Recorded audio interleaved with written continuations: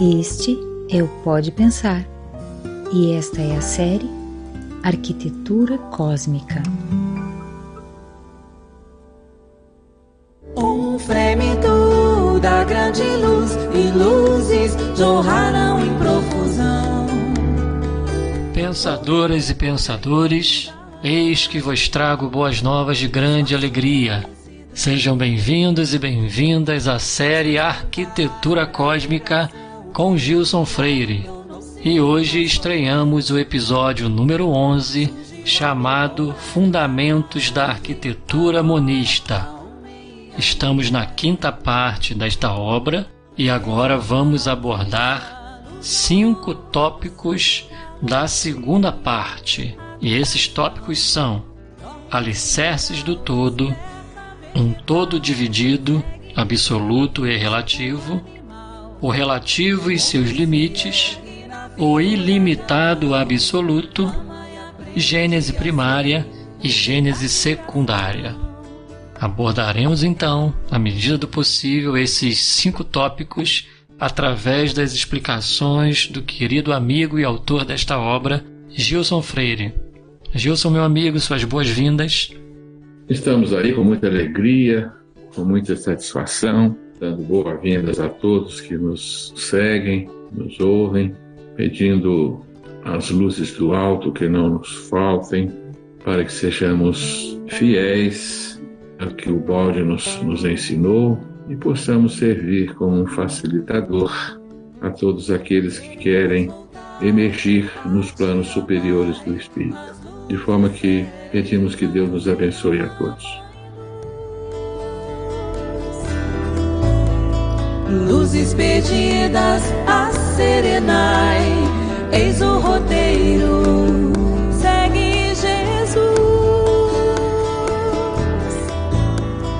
A luz da luz, a luz das luzes, luzes da luz, segue Jesus.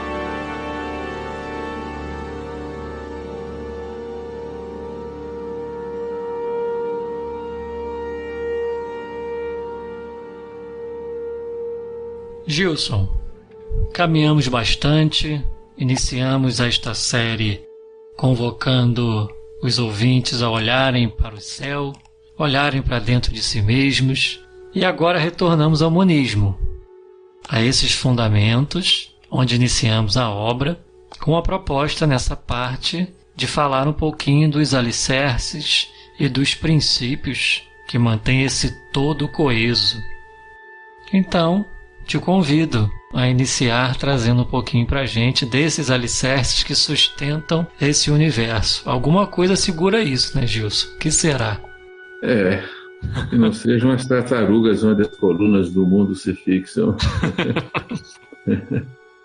Realmente nós estamos imersos numa realidade fantástica, esse universo magnificente que nos alberga, nos acolhe, nos permite a evolução ao longo dos evos, e nós temos que fazer um esforço para compreendê-lo, para entender a sua estrutura, a sua origem, os seus fins, e projetarmos isso nas nossas vidas, a fim de que possamos responder questões intrigantes que pressionam a nossa alma.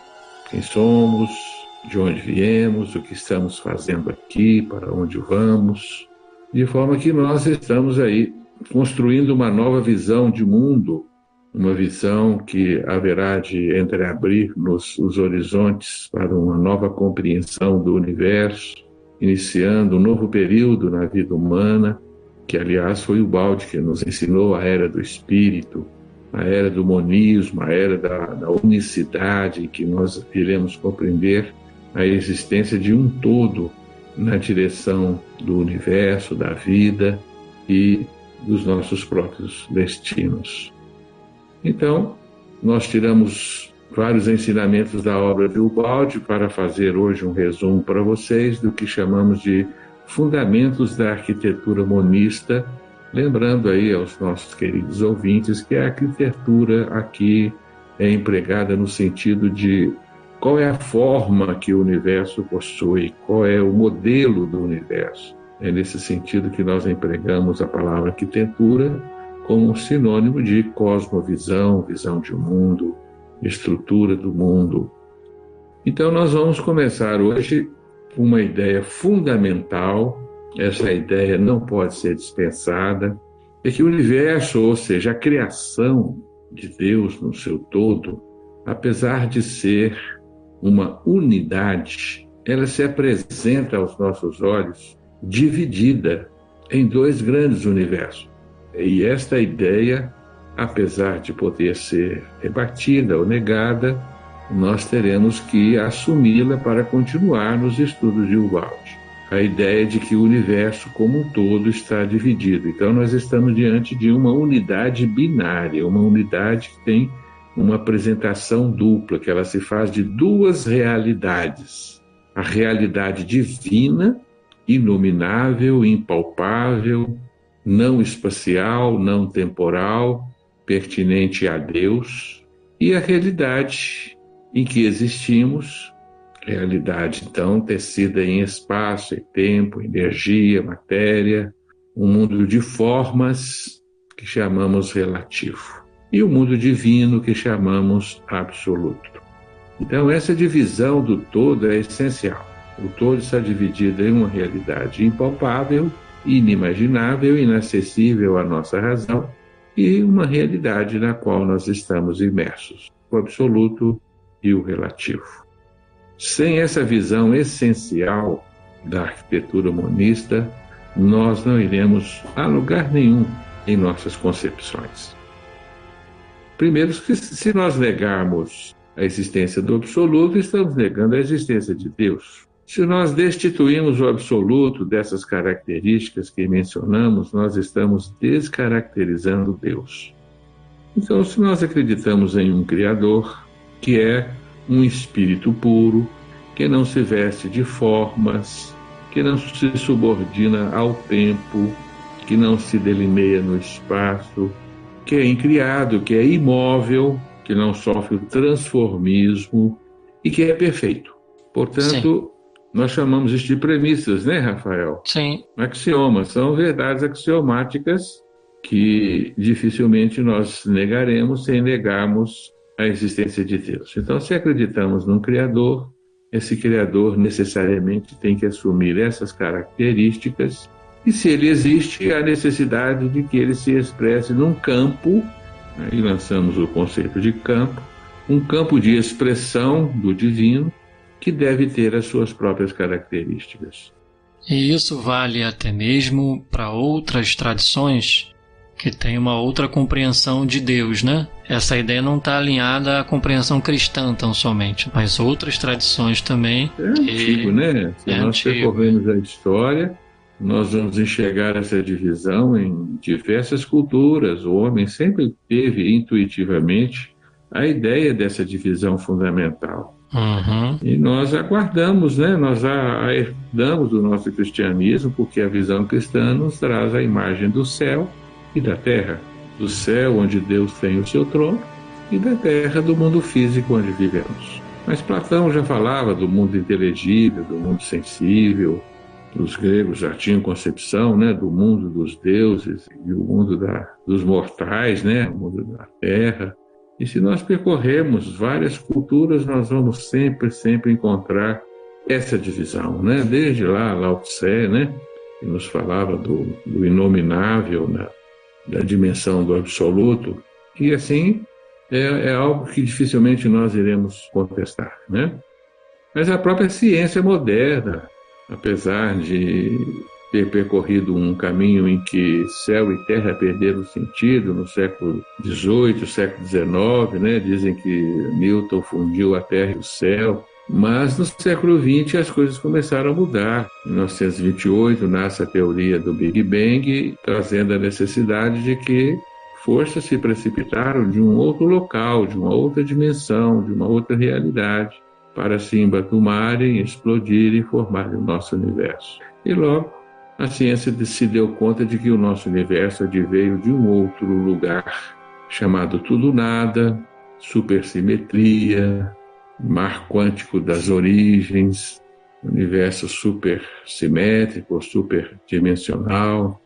E a física quântica depois deu uma abertura, mostrando a existência de uma realidade não local, onde não tem tempo e espaço, interposta à nossa dimensão, que seria a localidade, feita de tempo e de espaço, e aí abriu-se um leque de maravilhosas possibilidades de considerarmos a não localidade o absoluto, o tudo-nada, o universo das origens. Então hoje já não é mais algo improvável do ponto de vista da ciência nós considerarmos a existência dessa dimensão inefável que é o absoluto, né? O tudo-nada. E tem muitas frases interessantes, Gilson, da ciência moderna, atestando, né, essa compreensão de que esse universo imperfeito nosso derivou de algum universo perfeito, de alguma dimensão, né? Vários estudos nos falam disso, né? Que o nosso universo veio dessa outra realidade. No nosso estudo sintético hoje, nós trazemos como primeira premissa do monismo baldiano a ideia de que o todo está dividido, embora isso possa parecer um contrassenso, né? Como que nós estamos trazendo uma ideia de unidade, partindo do pressuposto de que essa unidade está partida. É essencial que nós compreendamos que essa partição ela não fere absolutamente a unidade, que a unidade não se perde, as duas partes não estão separadas absolutamente. A separação está na nossa concepção e não na realidade. Então é uma separação ilusória. Nós temos a ilusória sensação de estarmos afastados de Deus e vivemos num outro ambiente fora do divino, mas é impossível existir qualquer coisa fora de Deus. Não há nada fora de Deus, né? Então estamos imersos no campo divino, imersos nesse todo. Mas você falou algo importante, nós caracterizamos o mundo divino como a perfeição e o nosso universo como uma entidade imperfeita que está caminhando para a perfeição e que nasce do caos, nasce da desordem e está caminhando para a ordem.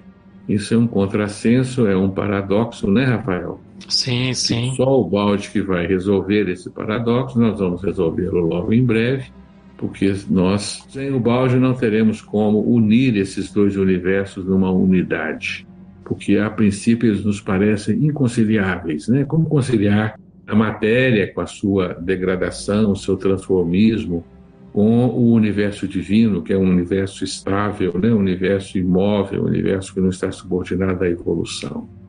Então temos aí dados importantes que nós deveremos superar, né? Mas temos que fazer uma observação muito importante, sobretudo para os nossos ouvintes espíritas, que essa divisão entre o todo e o absoluto não pressupõe a divisão habitual que nós divisamos entre o mundo carnal e as esferas espirituais do além-túmulo. Isso é importante que façamos essa distinção, porque as esferas espirituais do além-túmulo não pertencem ao mundo absoluto de que estamos falando, o mundo divino, o céu dos cristãos. Não, o mundo depois do túmulo, as esferas espirituais imediatas à nossa morte, não são o absoluto. Não encontraremos Deus e seus anjos ao desencarnarmos. Continuaremos num mundo muito semelhante ao nosso, feito de objetos, de formas, de cidades, né, de metrópoles, de pessoas que têm corpos como os nossos, subordinados ao mesmo ritmo do tempo. Toda uma sociedade, né, como a gente tem aprendido aí com a literatura espírita, com suas edificações, né, nosso lar, né, bem famoso. Então, é um mundo relativo, né, como o nosso, chamado até de esfera da continuidade, porque é uma continuidade das nossas vidas aqui na Terra. Pouco se modificará, nós continuaremos evoluindo em dois mundos, subordinados aos mesmos imperativos da evolução, né, como diz André Luiz. Então, as esferas imediatas do além-túmulo não são o mundo divino. Estaremos ainda longe do mundo divino, da realidade divina, a realidade não tempo, não espaço, né? Porque no mundo do além-túmulo, nós continuamos subordinados ao espaço e ao tempo. Isso é muito importante, né? Porque senão nós faremos a mesma confusão que fazem nossos outros irmãos cristãos, que pensam que uma vez que morremos, temos acesso direto ao céu, se cumprimos com as nossas obrigações. E, na verdade, isso não se dá, né? Teremos que voltar ao mundo, continuar a nossa evolução, porque nós vamos atingir esse outro universo, né? O universo divino. Quero voltar para casa, Gilson. Só depois da evolução, né? No final da evolução é que nós estaremos preparados para voltar para casa. Então, esse fundamento é indispensável. E nós temos que entender que Deus só cria no seu próprio ambiente. Então, Deus só cria fora do tempo, nesse tempo eterno em que Ele existe, nesse presente eterno. Então, Ele só pode criar no absoluto. No relativo, que é o nosso universo, espaço-tempo, não há criação, há só transformação. É um princípio antigo, né, do Lavoisier. Aqui nada se cria, tudo se transforma. Aqui nada se cria, nada se destrói. Então não há uma verdadeira criação no universo em que estamos. Aqui nós vamos entrar com um pequeno conflito com os conceitos espíritas que admitem a criação no nosso universo. E nós diremos que não, porque se assim fosse, Deus estaria subordinado às medidas relativas de espaço-tempo, e Deus está além delas, né? Deus é um eterno presente, já está dito lá no Velho Testamento, né? Ego sum qui sum, eu sou aquele que é.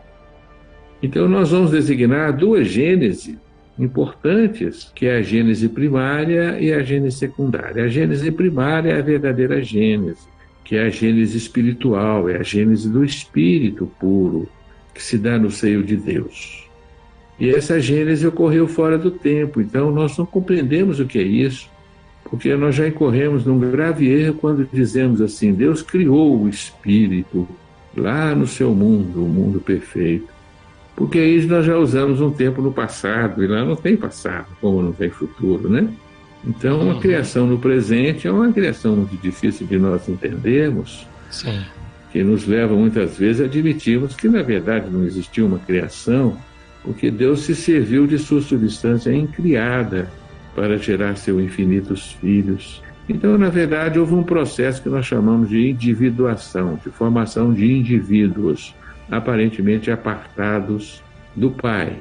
Então, nesse processo de criação, Deus se deu a infinitos filhos, um processo extremamente amoroso, em que Ele doa a sua substância para consubstanciar os seres, os filhos, as criaturas.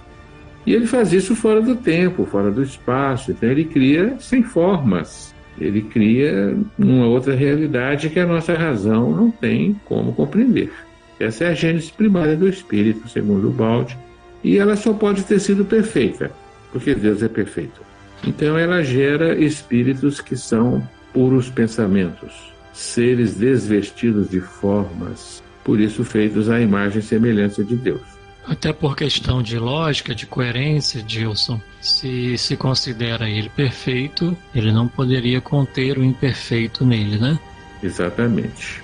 Só que o Balde diz que os seres criados perfeitos, eles foram subordinados a um princípio de autonomia. Então, para que realmente se tornassem perfeitos, algo competia à vontade do ser. Deus não desejou a criação de autômatos, de escravos, então lhes deu a liberdade de escolha. Então, faltava um pequeno detalhe para que o ser estivesse pronto e realmente perfeito. Dependendo dessa resposta, ele poderia se tornar perfectível e não perfeito. E nós iremos falar desse tema no nosso próximo encontro, né, Rafael? Que é de extrema importância para entendermos a divisão do todo, né? É o tema da queda e não vamos adiantá-lo agora, né? Sim, mas vamos detalhar nos próximos episódios. Exatamente. Pela sua magnitude, pela sua importância, nós vamos falar só disso. Então, a gênese que existe no nosso universo, chamada gênese secundária, não é uma verdadeira gênese.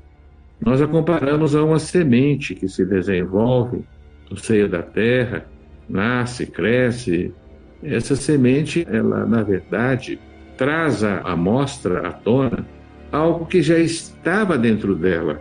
A semente do carvalho traz a árvore pronta dentro de si.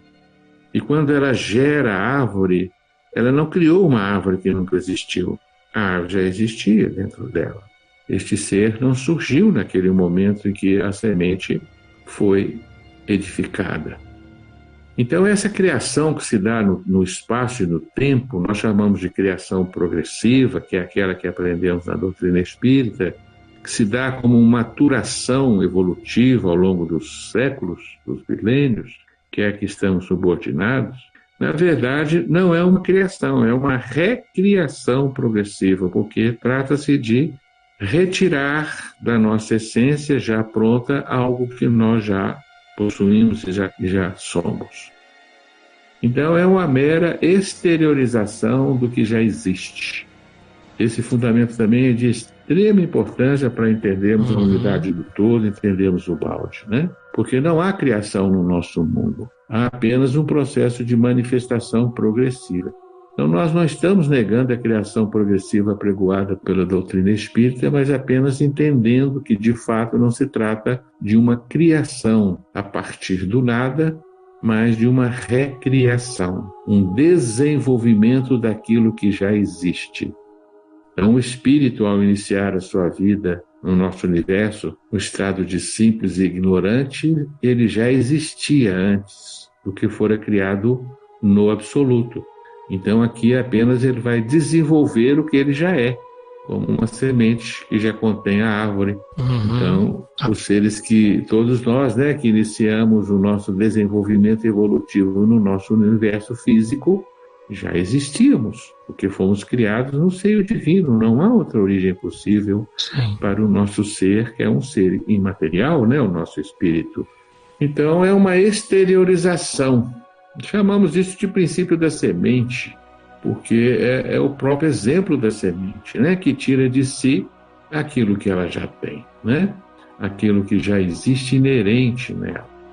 Exatamente por isso que Jesus comparou o reino de Deus a uma semente de mostarda.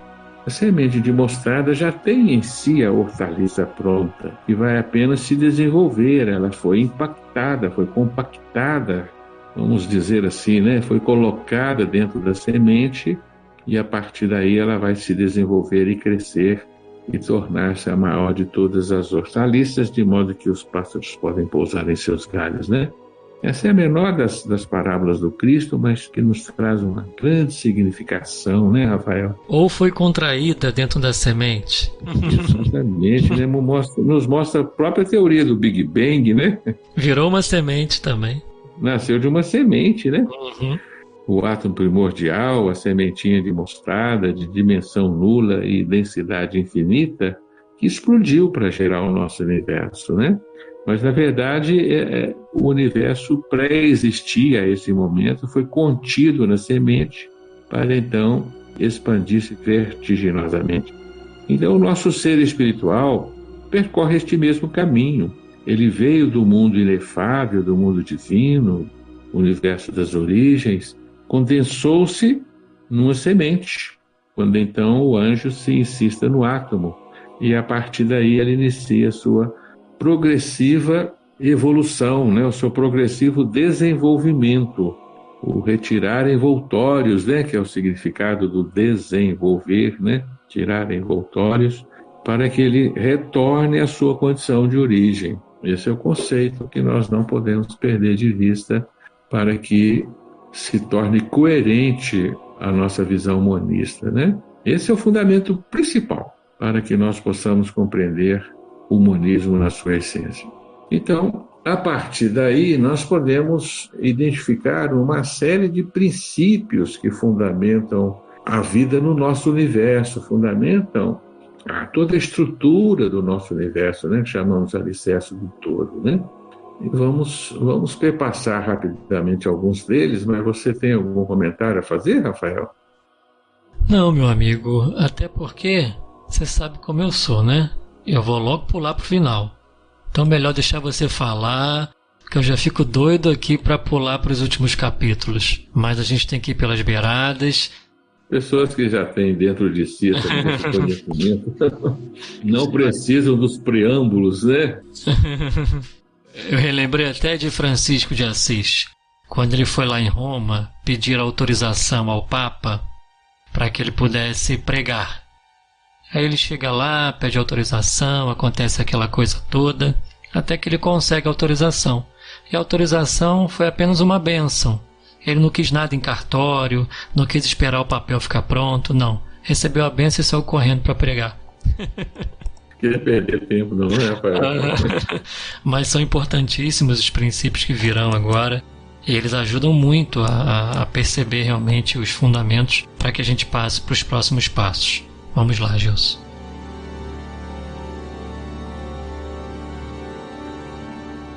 Vamos citar então esses alicerces do todo, porque eles desenham para nós uma imagem de universo, né? E são derivados de princípio de leis criadas pela inteligência do Criador, né?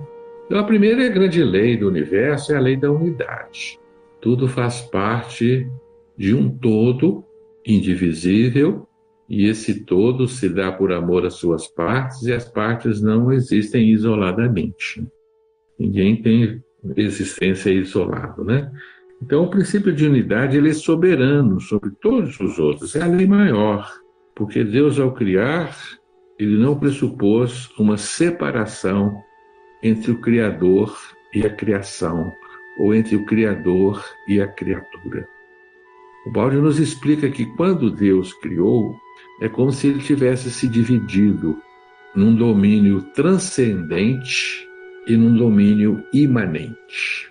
Um conceito interessante que temos lá em Deus Universo, né, da imanência e da transcendência.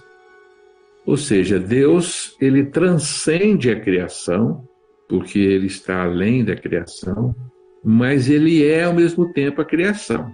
Então, ele é imanente e transcendente ao mesmo tempo. De forma que nós não podemos admitir um Deus dividido, um Deus separado, e a imanência e a transcendência estão fundidas perfeitamente no todo divino. Então, Deus está na criatura e na criação da mesma forma como ele transcende a criatura e a criação. Nós não temos como compreender isso na sua excelsitude, mas uma mera aproximação é nós imaginarmos nós e nosso corpo.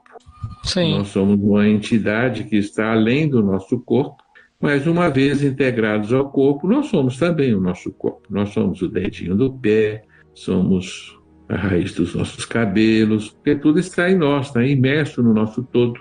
Uma espetadinha no dedinho do nosso pé irá nos maltratar. Iremos sentir porque faz parte do nosso todo. Estamos integrados perfeitamente ao nosso próprio universo de manifestação. Então nós não podemos nos dividir numa parte transcendente ao corpo e numa parte imanente ao corpo, porque a imanência e a transcendência que nos compete é uma só. Está fácil de entender assim, Rafael?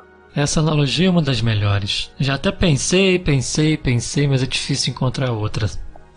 Pois é o Paulo de Tarso que usa ela, né? Bem, então esse princípio da unidade nos irmana a todos, como filhos da unidade. Então, somos irmãos de tudo e de todos. Não é à toa que relembramos aí do nosso Francisco de Assis, né? Que viveu essa unicidade nas suas extremas expressões, de se considerar irmão da pedra, irmão da árvore, irmão do sol, irmão da lua, no seu cântico às criaturas, né? E muito mais irmão daquele que lhe é semelhante. E esse sentimento de irmandade, ele é consequência direta desse princípio de unidade, né? E Francisco de Assis tinha isso ao extremo, né? Ele chamava Deus de meu todo, né? Meu Deus, meu todo. E é interessante também, Gilson, quando a gente pensa tão somente pelo aspecto biológico mesmo, a gente divide o nosso material genético com as bananas, com os chimpanzés, com os ratinhos, com uma ervilha, né? Com as árvores, com a mosca, né? Então temos aí uma substância comum. É um monogeísmo, né? É, Exatamente, esse uma origem monogeísmo comum. impera sobre toda a vida, dá uma unidade à vida. É interessante isso, né, Rafael? Muito bem lembrado, né? E até mesmo quando nós fazemos um exame de sangue, a gente vai ter que observar ali se tem mineral, como é que tá. Se tem não, né? Tem mineral, mas como é que tá as cotas, os dados, né? Então tem mineral, tá nas estrelas e tá aqui em nós. A prova contundente da nossa irmandade universal, né? Uhum. Aí a gente realmente tem que pensar nessa história de ficar comendo os nossos irmãozinhos. Bastante sério quando a gente começa a entender essas coisas, né, Rafael? Uhum. Vamos deixar gradativamente, turma, gradativamente, ouvintes, pensadores e pensadoras vão se esforçando para deixar de se alimentar dos nossos irmãozinhos menores. Porque não há dúvida que são mesmo nossos queridos irmãos menores, né? Bem, mas esse princípio de unidade, ele se filia a dois outros fundamentos, que é o da dualidade, a dualidade expressa na transcendência e na imanência divina. Então essa dualidade vai permear o universo, tanto absoluto quanto o universo relativo. Só que ela vai gerar no nosso universo uma dualidade um tanto quanto inadequada, que a gente chama de dualismo opositor, em que nós vamos encontrar um contraste entre os opostos. Então, no nosso universo, nós temos uma dualidade, por exemplo, entre positivo e negativo, claro e escuro, a noite e o dia, o positivo e o negativo, a construção e a destruição, o bem e o mal, e vai por aí, né? E nós vamos identificar aí uma oposição. E oposição até mesmo no campo das relações, né? Nos campos sociais, digamos assim. Não só nessa estrutura inerente ao universo. A gente vê, né? Lado A, lado B, partido A, partido B. Há sempre uma dualidade muito presente, muito opositora, né? As facções sociais, as classes, né? O rico e o pobre, né? E vai por aí, né? Nós vamos encontrar essa dualidade opositora expressa em nossa realidade, ela é inquestionável. Então, embora a gente entenda, né, que essa dualidade não se constitui na única expressão do universo, nós não podemos negá-la. O que é errado é nós acharmos que só existe a dualidade, né? Não existe a unidade. Por exemplo, a dualidade espírito e matéria, pregoada aí pelo nosso Descartes, que eram duas entidades inconciliáveis, né? Mas toda essa oposição dualista que nós enxergamos no nosso mundo, ela é ilusória e ela tem uma causa fundamental. E nós vamos falar dela no nosso próximo encontro. Mas essa dualidade não tem a sua raiz na inteligência divina. O universo absoluto, o universo de Deus, o universo onde Deus se expressa em plenitude, ele possui a sua dualidade, que é a expressão da transcendência e imanência divina, mas ela é uma dualidade sinérgica, é uma dualidade fundida na unidade. Essa fusão, ela está expressa na imagem do taoísmo, lá do Lao Tse, onde o positivo, o yang, está abraçado ao yin, o negativo, o yin e yang, estão intimamente abraçados, de forma que onde um é mínimo, o outro é máximo, mas um não existe sem o outro. E os dois se abraçam num abraço indissolúvel para formar a unidade. Então essa é a verdadeira dualidade. É a dualidade indissolúvel abraçada na unidade. Essa é a verdadeira dualidade que existe no todo. E essa dualidade se degenerou no nosso universo numa dualidade opositora, numa dualidade que reflete oposições e antagonismos. E vamos adiantar aí que o Baldi chama, né, o universo divino de sistema e o relativo, o nosso universo de espaço-tempo, ele chama de antissistema por ele existir em oposição ao universo divino. Os seus princípios são opostos ao universo divino. Então, essa dualidade principal que existe no monismo baldiano precisa ser devidamente compreendida, e isso será feito, né? Então, o monismo baldiano, a unidade do todo, está dividida entre sistema e antissistema, absoluto e relativo, e os dois universos estão em oposição. Então, surge a primeira pergunta: por quê? Por que Deus criou esta oposição. Isso não é coerente com a inteligência divina. Alguma coisa houve. Alguma coisa aconteceu. Porque a verdadeira dualidade é aquela em que ela se sedimenta no amor. O amor é o sedimento da dualidade, da unidade. Então, a unidade divina não se perdeu porque o amor mantém a fusão do todo. A criatura se funde ao Criador pelo amor, e esse amor mantém a indissolúvel unidade do todo.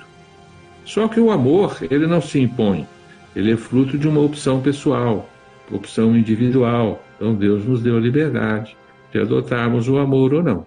Então por aí nós já estamos imaginando o que aconteceu, né, Rafael? Fomos criados com o princípio da autonomia e poderíamos ter negado esse amor. O fato é que na unidade divina, este amor é essencial para que a dualidade esteja consubstanciado na unidade. Mas essa unidade, por incrível que pareça, além de dual, ela é ternária também, ela se expressa numa trindade. E a trindade também está inserida na unidade.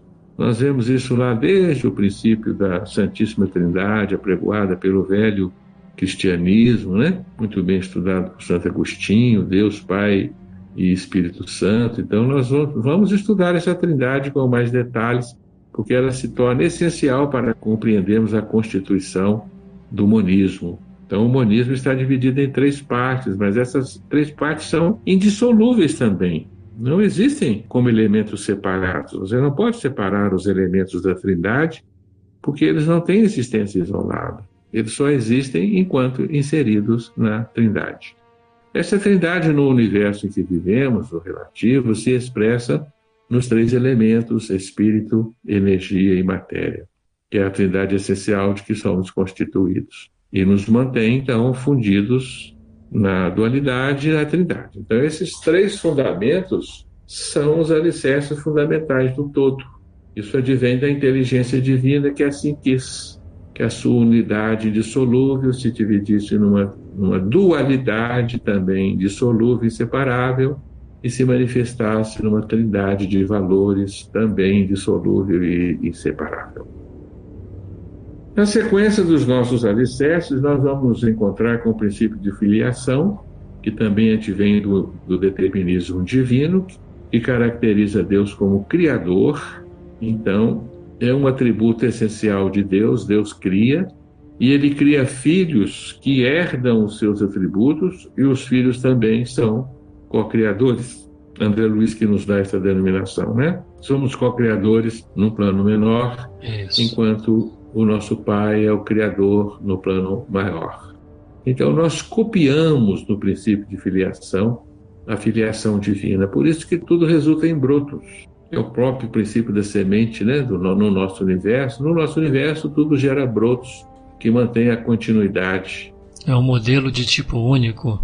Desde o mundo atômico ao mundo astronômico, em que as nebulosas geram estrelas, que geram mundos, né? E vai por aí afora, as galáxias que geram estrelas. Então, esse princípio de um ter que gerar o outro é um determinismo divino também, que é copiado dos maiores aos menores. E nós, pelo princípio de filiação, nós transmitimos atributos e qualidades aos nossos descendentes, né? Então, isso aí também é um determinismo divino. Por isso, nós herdamos da nossa divindade o princípio de filiação e fomos criados pelo princípio de filiação, em que os fundamentos da divindade foram transmitidos ao Filho. Então nós somos criados como deuses, né, Rafael? Sim. Jesus nos confirmou isso, citando Isaías, né? Vós sois deuses, está escrito na lei, né? Somos deuses, fomos criados como deuses e Deus só podia criar deuses. Sim, herdamos ainda a capacidade criativa, né? Exatamente, a capacidade criativa nossa é permanente, né? Nós tanto geramos com filhos biológicos, como geramos outros produtos. Geramos sentimentos, geramos trabalho, enfim, cada dia nosso aqui na Terra é um dia que nós geramos um tanto de coisa, né? Felizmente, coisas boas e coisas ruins também. Mas o nosso espírito traz como motor essencial a capacidade criadora, né? A força motriz criadora. Criamos energias, enfim, nós nos mantemos vivos por isso, né? Mas aí ressaltamos essa importância de que fomos criados como deuses, porque Deus só podia criar deuses pelos seus próprios princípios. Então, isso daí, aparentemente, contradiz com o fundamento espírita de que nós somos criados simples e ignorantes. Vamos debater essa questão, né, Rafael? Nós dizemos que nós nos tornamos simples e ignorantes e começamos a nossa evolução como simples e ignorantes, mas não podemos ter sido criados assim, porque estaríamos ferindo o princípio da filiação divina e o ditado evangélico repetido pelo Cristo de que somos deuses. Embora hoje não nos pareçamos deuses, né, Rafael? Sim, né? A gente olha no espelho e não vê um Deus.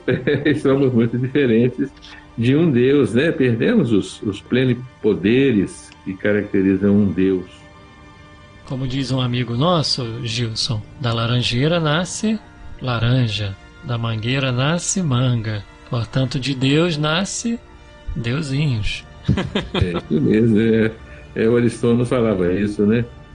Filho de peixe é peixinho, filho de pássaro é passarinho, e filho de Deus é Deusinho, né? Só pode ser, né? Pelo princípio de filiação em que você migra suas qualidades para o seu produto. Mas quando a gente se olha no espelho, tá difícil ver ali, né? Não nos parecemos com deuses mais. Onde é que está a nossa divindade, né, Rafael? A nossa divindade está oculta nas entranhas do nosso ser, suscitando-nos aí uma pergunta, né? Por que perdemos acesso a essa divindade? Por que fomos criados como deuses e hoje não nos parecemos mais como deuses? E nós temos que responder essa pergunta, nós estamos maduros para ela. Mas o princípio da criação divina se baseava naquele que já mencionamos, que é o princípio de autonomia. O ser criado, ele foi gerado pelo amor, e o amor pressupõe o princípio de liberdade. O amor nada pode pedir, nada pode exigir do seu produto. Então, se nós nascemos do amor divino, nós fomos criados com o princípio de autonomia, de liberdade. Porque, do contrário, nós seríamos escravos, seríamos autômatos.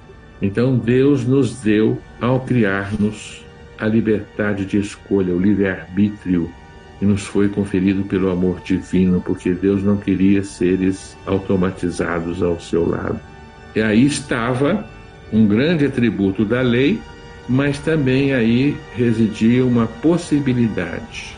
Pelo princípio de autonomia, nós podemos fazer escolhas.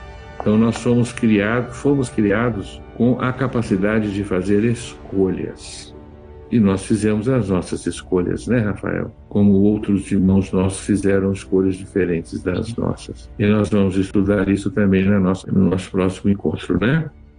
Sim, essa grande escolha primordial, causadora aí de consequências que estudaremos no próximo episódio. Exatamente. Pedimos aos nossos ouvintes a paciência, né? Porque não temos como abordar todos os temas de uma vez só e precisamos ir caminhando aos poucos, crescendo também em nós certos paradoxos, certas incongruências que serão resolvidas mais tarde. E estamos seguindo também a ordem do livro, né? E a ordem do livro é essa, né?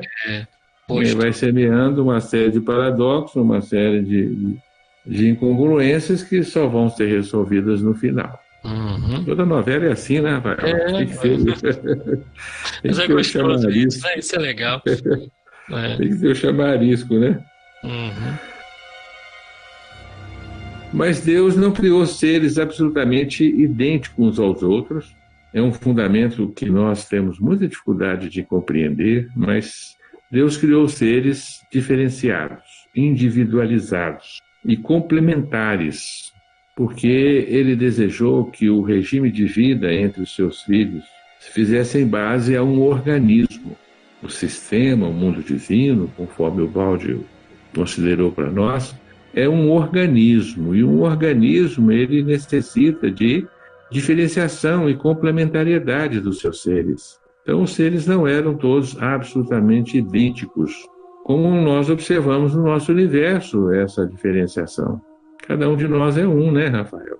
Sim, e essa diferenciação se distribui, né, na múltipla variedade da vida A vida é pródiga em diferenciações e complementariedades entre seus seres, né?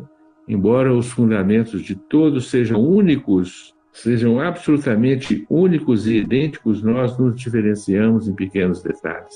E esses pequenos detalhes fazem a diferença. Então, cada filho de Deus é um filho unigênito, né?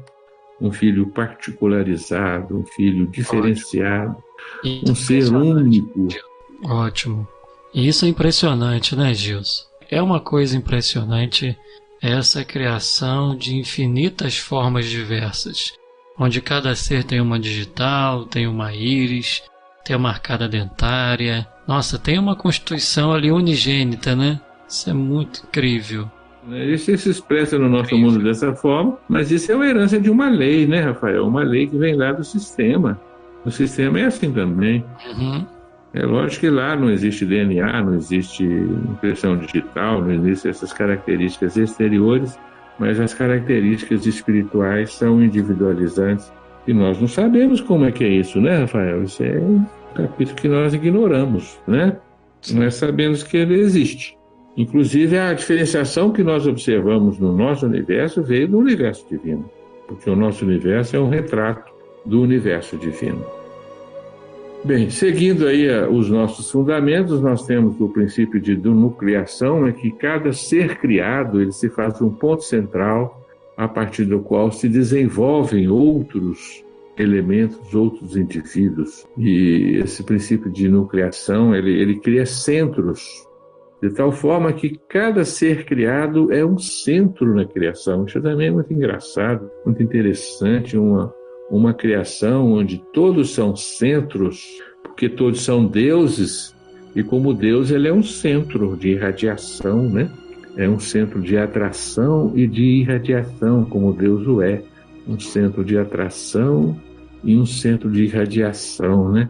O Baldi define Deus, é uma definição muito interessante para nós, como o máximo centro de atração do universo e o máximo centro de irradiação, de doação do universo. Então Deus atrai, Deus doa de si. Por isso e nós herdamos isso da divindade, né? Por isso que muitas tradições nomearam o Sol de Deus, né? Porque tem essa força gravitacional no centro de um sistema solar, né? Ele atrai e ele doa também, né? Ele doa vida. Exatamente, bem lembrado, Rafael. Esse fundamento aí que é o princípio do universo, em que nós herdamos isso do Criador, e vamos logo lá já estudar essas condições que herdamos, né? De sermos uma irradiação e uma atração. Nós vamos estudar isso também no nosso próximo encontro, que é muito importante. Então, esse fundamento de nucleação, ele cria unidades coletivas do universo, porque cada unidade tem o seu centro de convergência e de irradiação. Por isso, o universo é um amontoado de unidades coletivas. Estudamos isso lá na grande síntese, né? O átomo é uma unidade coletiva de partículas atômicas, a molécula é uma unidade coletiva de átomos, a célula é uma unidade coletiva de moléculas, os tecidos são unidades coletivas de células, os órgãos são unidades coletivas de tecidos, os organismos são unidades coletivas de órgãos, as sociedades são unidades coletivas de seres humanos, e assim vamos, né? O orbe é uma unidade coletiva de sociedades humanas. O sistema solar é uma unidade coletiva de orbes, de planetas. As galáxias são unidades coletivas de sistemas solares. O universo é uma unidade coletiva de galáxias. E aí a gente para, né? Eu não sabemos para onde que vai isso, né? Essas unidades coletivas de universos, onde a gente se perde nessas grandezas ilimitadas da criação, né? Mas o fato é que a unidade coletiva é uma entidade prototípica da criação, feita nesses fundamentos.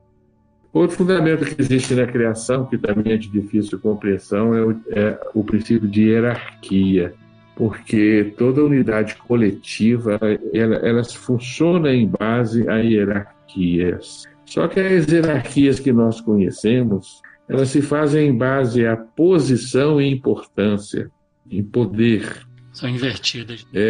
Por exemplo, a pirâmide alimentar, né, que é um sistema hierárquico onde o mais poderoso come o menos poderoso e vai assim desde os primeiros aos últimos, da base da pirâmide alimentar. E as nossas sociedades se organizam em bases a hierarquias, nossas empresas se organizam em bases a hierarquias, a instituição familiar, né, tem a sua hierarquia dos pais para os filhos. Então, a hierarquia faz parte da vida, ela faz parte da estrutura da vida, do nosso universo interior, o nosso organismo, a nossa organização, ela sobrevive graças a um sistema de hierarquia entre os órgãos. Os órgãos se conjugam em funções hierárquicas e complementares, né? De forma que nós não podemos negar o fundamento da hierarquia, que é um fundamento da criação, e certamente ele vem do sistema. Então, o Baldi nos ensinou que o universo divino está hierarquizado. Só que a hierarquia divina é uma hierarquia perfeita, ela não tem distinção de valor, nem de posição. E como é que a gente entende isso? Não tem jeito, Rafael. O Cristo tentou nos dizer isso, segundo a nossa interpretação, considerando que no universo divino não há primeiros nem últimos. Todos valem a mesma coisa, um denário, né? Sim. Que é o que se paga a cada um dos trabalhadores do universo divino do Reino de Deus. Os primeiros são iguais aos últimos. Isso. Menores iguais aos maiores. Então, só no nosso universo invertido encontramos hierarquias em que há primeiros e últimos, maiores e menores, mais importantes e menos importantes. Mas isso não existe no universo de Deus. E numa outra passagem, Gilson, Cristo também colabora para a compreensão dessa hierarquia quando diz, né, que o maior deve servir o menor. Quem quiser ser maior no reino de Deus, que seja servo de todos. Exatamente. Então, ou seja, nessa hierarquia, se mesmo olhando de cima para baixo, o maior ele deve servir o menor, né? É uma hierarquia de colaboração, não de opressão do menor. Sem esse fundamento, a hierarquia se desfaz a sua perfeição. Ela se torna uma hierarquia forçada, coagida pela força, pelo poder, como são as nossas hierarquias, né? Tem até um fato curioso, Gilson. A gente estava conversando hoje numa outra reunião e o Guilherme de Barros lembrou uma coisa interessante. Ele diz que a palavra ministro, etimologicamente, ela vem de minor. Minor? Vem de menor, né? Minor. Ou seja, né? O ministro, né? O ministro de Deus, o ministro da agricultura, o ministro disso ou daquilo. Ele está ali num cargo, numa ocupação para servir, porque ele é o menor ali. Interessante, né? Daí vem o verbo ministrar também, né? Isso aí. Aí o ad é a posição. Ad junta com ministrar. Então ele é um administra, né? Não funciona tão assim, né? Mas pelo menos... Bem, o próximo fundamento do todo é o princípio de ordem, que é indispensável para que a unidade funcione. Em base a todos esses fundamentos, a necessidade da ordem. Sem ordem não há funcionamento perfeito do todo. Então, todos esses fundamentos eles estão integrados na ordem determinada pela lei divina, né? Então, a lei divina ela transpira a ordem, de forma que o universo é um sistema ordenado, perfeitamente ordenado. A criação parte da ordem. Só que o nosso universo incorporou também a desordem junto à ordem, e mais uma vez nós temos que responder, mas por quê, né? Por que no nosso universo parece haver uma anteposição da desordem à ordem? Isso também se torna importante no nosso processo de maturação, entendermos de onde vem a desordem. E, enfim, o último princípio, que é o princípio de doação, que é filho do amor, que é o sedimento do todo, onde todos devem doar de si em favor de todos e do todo. Por isso Jesus nos falou, né, que o maior fundamento é o amor a Deus e ao próximo, como a nós mesmos. Sem esse fundamento, o todo se desfaz, o todo se fragmenta, o todo se parte, né? Então, se nós vivemos num mundo fragmentado, um mundo partido, numa dualidade opositora, numa hierarquia invertida, nós já podemos imaginar que algo aconteceu, né? E houve uma negação do princípio de doação ou de amor. Então, sem que nós doemos de nós em favor da vida, em favor da sociedade, em favor do outro, não será possível a existência. A base da existência é a doação. Então, nós doamos o nosso trabalho, pelo menos assim deveríamos, né? Doar de nós tudo o que podemos para sobrevivermos nesse universo divino. Então, esses são os fundamentos do todo, só que criados como seres autônomos, né? Subordinados ao princípio da liberdade, podemos negar o princípio de doação, o princípio de ordem, podemos subverter hierarquias, temos essa liberdade para pintar e bordar no universo de Deus. Só que para tudo isso tem consequências, né? Não é verdade? A lei é impecável, né? Então, dessa pequena exposição, para fechar aí o assunto, Rafael, ficamos com algumas perguntas que precisamos carregá-las para serem respondidas mais adiante. Primeiro, por que o todo, sendo uma unidade, se dividiu em absoluto e em relativo, em dois universos completamente distintos, o universo do espírito puro, o universo da matéria, da energia, do espaço e do tempo? Por que existe essa divisão entre esses dois universos antagônicos? Se nós somos criados no absoluto, somos filhos do absoluto, nascemos no seio divino, fora do tempo, do espaço, por que nós estamos agora vestidos de tempo e de espaço, algemados aí na matéria e tendo que percorrer, né, o oceano do tempo? Enfim, por que estamos aqui no relativo? Por que estamos vestidos de matéria a qual devemos, com esforço, nos desvencilhar? Que Deus é esse que nos criou e nos prendeu na rocha, no mineral, né? Nos tornou inconsciente no núcleo atômico, lá no cerne do átomo, e a partir do qual nós estamos evoluindo? Por que isso, né? Tem algum motivo para isso? Será que isso é simplesmente a vontade de Deus, que Deus quis assim, né? A gente costuma exagerar um pouco essa questão, dizendo assim, mas por que Deus nos vestiu de pedra ao nos criar, se não fazemos isso com os nossos filhos, né? Por que Deus nos atirou distante do seu seio ao nos criar, nos remeteu lá no abismo da matéria, como diz André Luiz, né? A evolução começa no abismo infecundo da matéria e vai até as altitudes divinas, mas nós começamos a nossa existência completamente distanciados, né? No ponto mais distante de Deus, nos despinhadeiros da matéria, né? Como diz André Luiz, onde só chega a misericórdia divina. Mas por que Deus fez isso conosco, né? Ele nos prendeu nesses abismos e se escondeu, escuros, né? E se escondeu, né? Temos que responder isso. Outra pergunta, se nós nascemos no absoluto, será que nós voltaremos para lá? Existe uma compreensão espírita que diz que nós jamais atingiremos a perfeição absoluta, apenas a relativa.